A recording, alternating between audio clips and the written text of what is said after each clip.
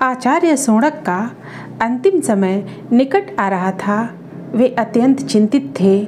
उनके शिष्यों ने उनसे उनकी चिंता का कारण पूछा। आचार्य बोले, मैंने धर्मपरायण जीवन जिया है, इसलिए लोक परलोक के लिए चिंतित नहीं हूँ।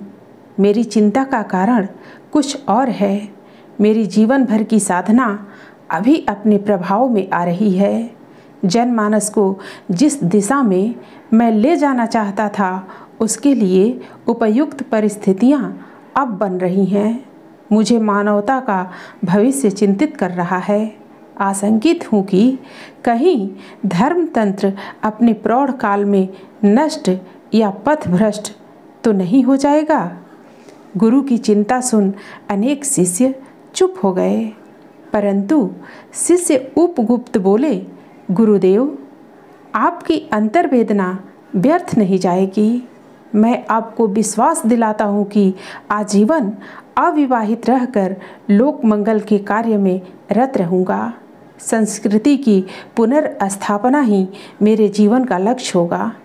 उपगुप्त का संकल्प सुनकर आचार्य शौनक की चिंता शांत हो गई और उन्होंने अपनी आंखें सदा के लिए मूंद लीं। नमस्कार मित्रों, आज आपके लिए अद्भुत कहानी लेकर उपस्थित हैं। आज की कहानी है, कैसे बने हम प्रभु कृपा के पात्र। चैत्र मास चल रहा था। वातावरण में उमंग थी। ऐसे में प्रकृति प्रेमी अंशुमान भी अपने आचार्य आदित्य प्रकाश के साथ ज्ञान के प्रकाश को पाने की यात्रा पर निकला हुआ था। आदित्य भ्रमण करते करते नदी के किनारे स्थित खेतों की ओर बढ़ गए।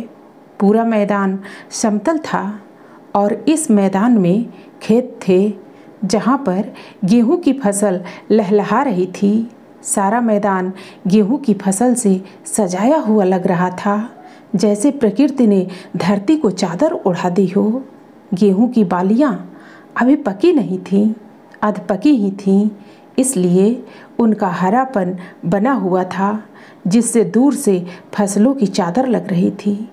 पास आने पर दो खेतों के बीच मेढ़ नजर आती थी, जिस पर पैदल चला जा सकता था। इन मेढ़ों पर चलने के अभ्यस्त आचार्य आदित्य बढ़ते जा रहे थे और पीछे पीछे अंशुमान उनका अनुकरण कर रहा था। आचार्य प्रकृति को माता मानकर उसकी अभ्यर्थना करते थे।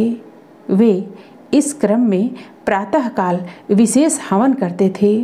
इस हवन में आत्म कल्याण के साथ साथ प्रकृति का पोषण भी निहित रहता था। आचार्य कहा करते थे, वत्स, एक पेड़ को तभी काटना चाहिए जब ऐसा करने की आवश्यकता अधिक हो।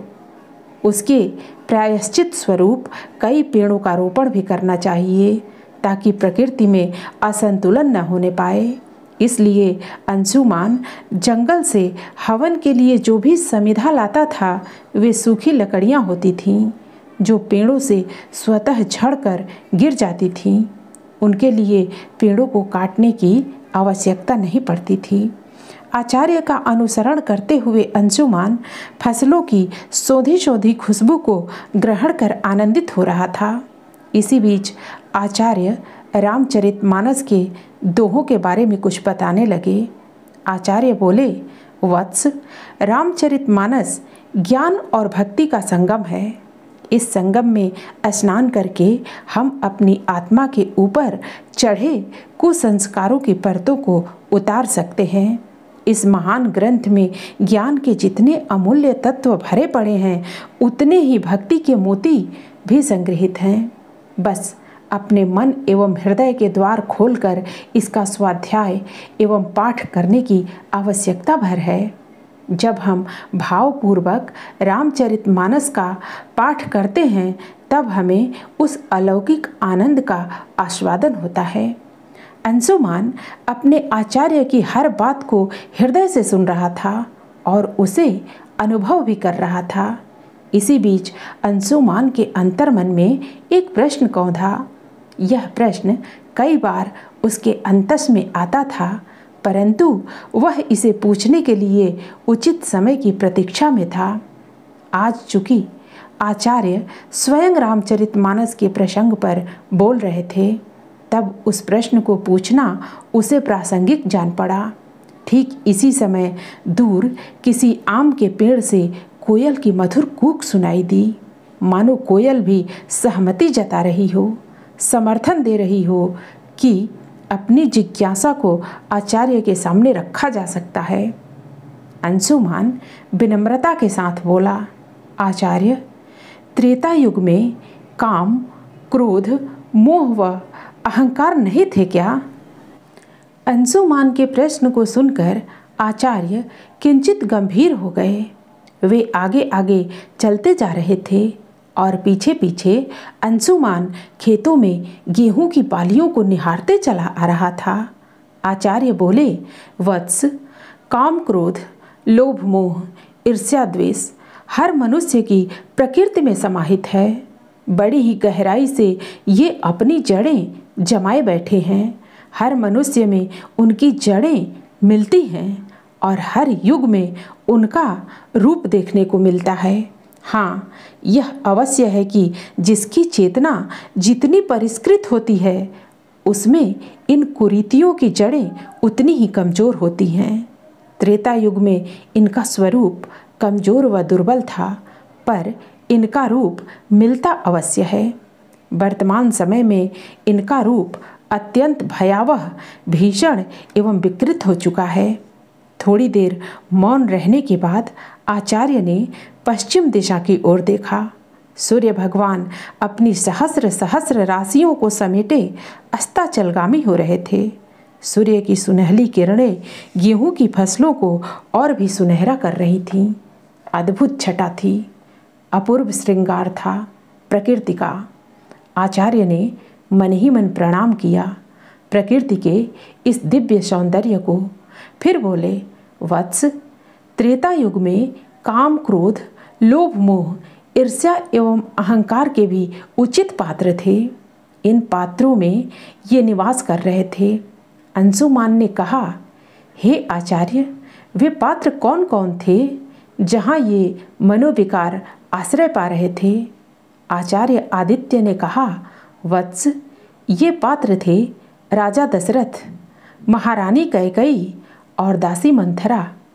राजा दशरथ महान प्रतापी और धर्मपरायण राजा थे, परंतु वे महारानी कैकेयी के सौंदर्य पर मुग्ध थे और वासना से आबद्ध थे। महाराज दशरथ अपने ज्येष्ठ पुत्र कौशल्यानंदन राम से अतिशय मोहग्रस्त भी थे। वे राम के बिना पल भर भी जीवित नहीं रह सकते थे। उनका मोह भगवान राम के लीला प्रसंग में बाधक हो सकता था। इसलिए राजगुरु ब्रह्मर्षि वशिष्ठ ने योग वशिष्ठ को रचकर उन्हें सुनाया था और उनके मोह को कम करने का प्रयास किया था। अंशुमान को नए नए तथ्यों के बारे में जानकारी मिल रही थी। अंशुमान अपनी बेसब्री को रोक नहीं पाया और बोल पड़ा, हे आचार्य, महारानी कैकेयी और दासी मंथरा किन किन मनोविकारों की वाहक थीं? आचार्य बोले, वत्स, महारानी कैकेयी राम पर अपने पुत्र भरत से भी अधिक वात्सल्य लुटाती थीं, परंतु क्रोध, अहंकार एवं कुसंग ऐसे महाविष हैं जो पवित्र दिव्य प्रेम पर भी ग्रहण लगा देते हैं। महारानी कैकेयी अपनी प्रकृति से अभिमानी एवं अहंकारी थीं। इससे भी अधिक घातक था मंथरा जैसी निकृष्ट दासी का कुसंग। इसी कुसंग ने महारानी कैकेयी के अहंकार व क्रोध को इतना उभार दिया कि स्वयं कैकेयी ही राजा दशरथ से अपने प्रिय पुत्र राम के राज तिलक को रुकवाकर अपने पुत्र के लिए राज सिंहासन और राम के लिए 14 वर्ष के वनवास का वचन मांगने लगी। मंथरा दासी ईर्ष्यालु थी। वह सदैव ही भगवान राम से ईर्ष्या करती थी और भरत को अधिक महत्व देती थी। आचार्य आदित्य बोले, वत्स, भगवान राम के अवतार का उद्देश्य ही था रावण जैसे असुरों का विनाश कर राम राज्य की स्थापना करना। इसलिए प्रकृति ने त्रेता युग में भी इन पात्रों का अपने अपने ढंग से उपयोग कर लिया। प्रकृति कुपात्रों का दंड एवं विनाश के रूप में उपयोग करती है और सत्पात्रों का श्रेष्ठता, सृजन एवं विकास हेतु चयन करती है। अतः भगवान की भक्ति करके स्वयं को मनोविकारों से मुक्त करना चाहिए और भगवान का कृपा पात्र बनना चाहिए। इसके साथ ही अंशुमान की जिज्ञासा शांत हो चुकी थी और वह आचार्य के साथ कुटिया तक पहुंच चुका था। धन्यवाद।